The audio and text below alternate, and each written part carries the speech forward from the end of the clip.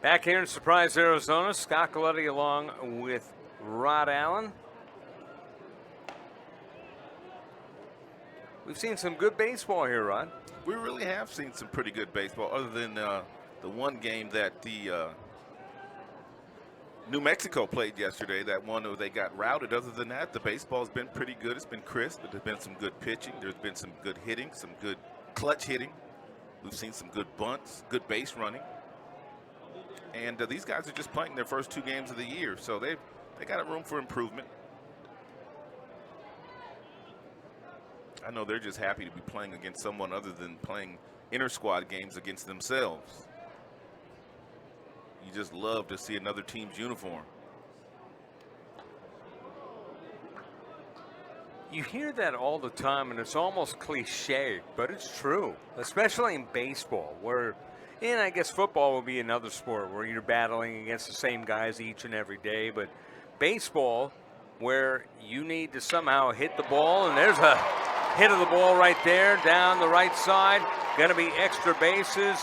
Running on his way to second is Melton, and Melton, who had a big day yesterday, well, he gets his first hit of the day today, and he smashed that. Well, you can see why he's one of the better players in the Pac-12. He can really get it done. At that time, he doubles into the right field corner. Great speed. He thought about 3.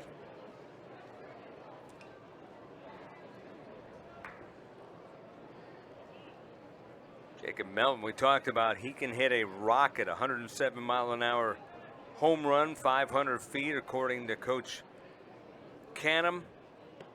He can also hit a extra base hit with power. Had a run scored yesterday, 2 for 5 with 2 RBIs. He's at second base, the leadoff man. TJ Wheeler at the plate. It's 1-0 to Wheeler, who struck out.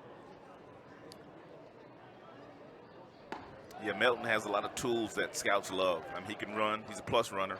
He's got plus power. He's a really good defender. He can steal you a base. There's not much that he can't do on the baseball field.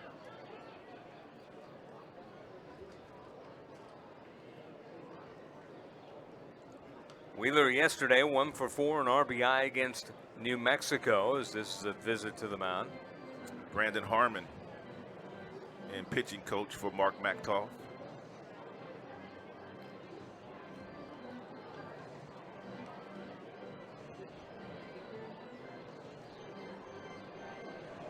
Well, when this happens, one of the things I look at is the pitch count. Right now, give or take, 54 pitches for Kempner, depending on whether or not they've added this batter. Some stat systems add the batter at the end of the at-bat, so I have to kind of pause there, but it says 54. Well, about half of those strikes? 32. I think some of the balls have come recently. He's thrown 3 fastballs up there that the catcher didn't get a glove on. We also threw a fastball, 97-mile-an-hour, that the guy at the plate, TJ Wheeler, struck out on. I don't often note the speed of the strikeout, but that one I did. You noted that one. Good pitch on the inside corner, strike, and 94 makes it 3-1. And the way Kempner's been pitching, Rod, I don't know what's better, whether or not he's behind in the count for the batter, or if it's behind in the count for Kempner, because he comes right back, it's a good pitch, that's the left field, and Mactoff makes the catch, faking but not going anywhere is Melton. But it seems like the more he gets behind, the more he bears down and concentrates more. Yeah, I don't know why that is, but I do know that he would love to get ahead, because once you get ahead, then you could expand the strike zone. What he's doing, he's pitching kind of backwards. He's forced into throwing the ball over the plate, concentrating more after he's fallen behind. But I bring up that point because he doesn't seem like he's pressing. It almost seems like, 3-0. He seems comfortable being behind. Yeah, a lot of pitchers, you don't see that on the college level. No, that's when he slows himself down after he's fallen behind. That's the other way. Could be trouble if fair. Foul. Gavin Logan trying to get a extra base hit and an RBI. Struck out swinging his first time. That's after having a good game yesterday. Logan against New Mexico, 2 for 5, 3 runs scored, a walk, had 11 putouts in the field. Pretty much did it all. The amazing thing about the 21-1 victory is that there were only 2, make that 3, as Logan had a triple yesterday. 3 extra base hits. In 20 hits? In that game. Wow. Yeah, in 20 hits. Well, that one you would think that they had at least 7 or 8 doubles and a couple of triples. Well, that one frame, the 8th inning, I believe it, when they scored 11 runs, they had 1 extra base hit and everything else was a single. Right.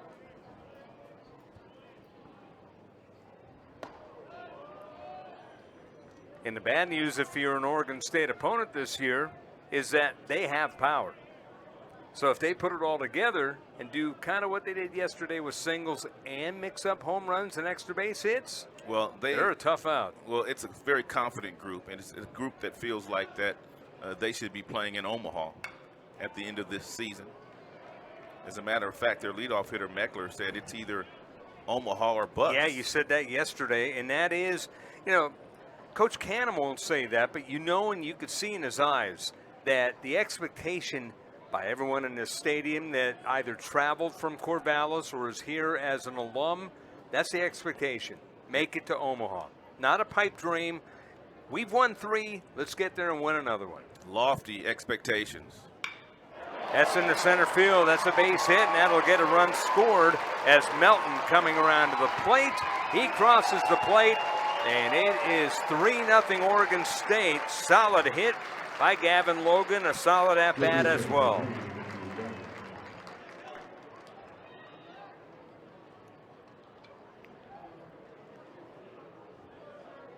So Logan with the RBI. First on the year.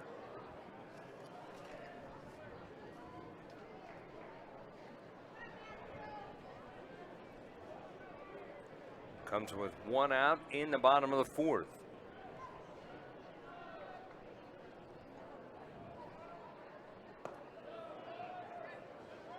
I'm looking at Gretler's picture up on the scoreboard, and it has to be a picture from last year because he's got hair that's halfway down his back. That's interesting. Either that or he just cut it recently. That's a fly ball to right field. On the run is Sterling, and Sterling will make the catch, and going back to first is Logan. You're absolutely right. Hey, for all we know, he got his haircut yesterday. He could have. We didn't notice it yesterday, so I don't know. But, yeah, he's got very short hair right now as he goes back to the dugout.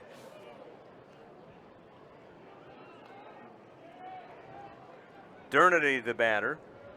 Kyle struck out his first time. Dernity, as everybody had for Oregon State yesterday, a good day. 2 for 5, 3 runs scored, an RBI. Struck out once.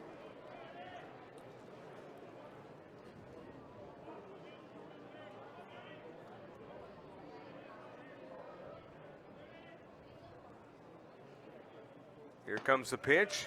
That one misses. Get a look at the Gonzaga bullpen as simulating throwing right there is Daniel Naughton. We'll see if he starts officially throwing, but that might be his warm-up regimen.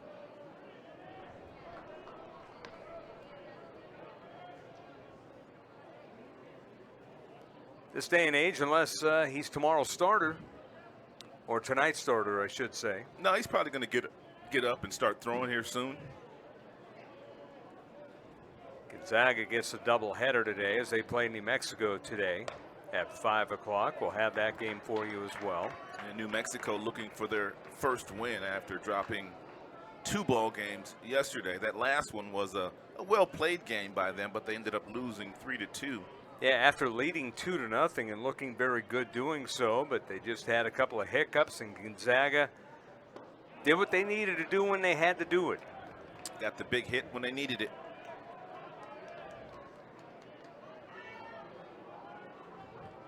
That's the old cliche as well. It doesn't matter how you do it, a win's a win. A win is a win.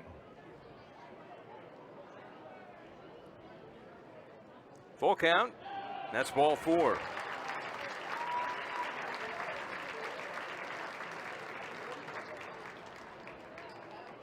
So Kempner goes from being in a groove to, well, now you got to wonder if, well, there's no work down in the bullpen yet, so unless something drastic happens, he will get out of this inning, but how far he'll go is a question. Top of the order, Wade Meckler singled and scored, flew out to center. I'll tell you this much about Kemper. He has not thrown many first pitch strikes. But you said it really hasn't bothered him, and it really hasn't bothered him because once he falls behind, he does come back with a strike. But it's not a recipe you like to live by. No. Hasn't had a strikeout since the second. That's ball 2, 2-0. He's been in the stretch every single inning. Let's twist it around here. This talented Oregon State team, how much is that them adjusting and saying, hey, we're going to make you throw more pitches? It has something to do with it. It's a really good ball club they have. A lot of veterans on their team. But they are making him throw strikes. That's ball 3, 3-0. Meckler probably has the green light right here. Logan at second, Durnity at first.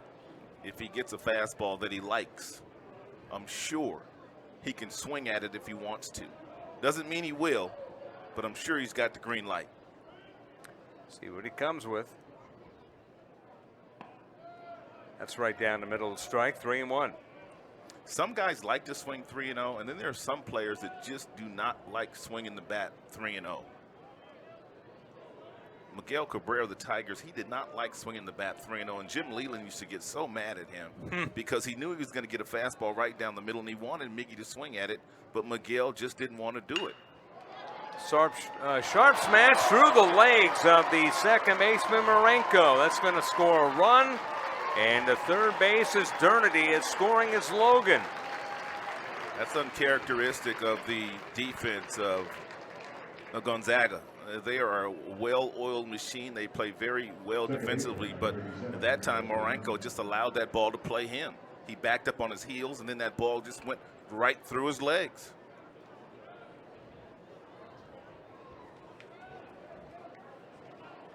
So a tough luck break there. Owen Wild is the pitcher down in the bullpen. So you had Daniel Naughton kind of warming up, but Owen Wild out of Gig Harbor, Washington, Gig Harbor High School, getting ready in a hurry.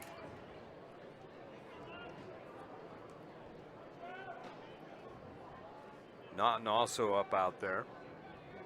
So you got 2 guys in the bullpen. You got 2 guys on base, first and third. Down low. Bazana at the plate. And this guy, for a freshman, an extremely tough out. The runner down the line to third. Durnity. That's fouled. And Bazana came over a couple of years ago with some Australian players, and they were playing in a showcase in Peoria. And that's where the Oregon State Beavers first laid eyes on him, and they recruited him, and he wanted to go to their school. It was on their map, and they ended up getting him. But they noticed him here about 10 miles from here in Peoria. That one in the air. Going to be a tough play for Pinellas, the shortstop. And he fights off the sun and the high sky and makes the catch. And that is that. But 2 come across for Oregon State here in the 4th. We go to the 5th. Oregon State with a 4-0 lead over Gonzaga. We'll be back with more on the Sanderson Ford College Baseball Classic in just a moment.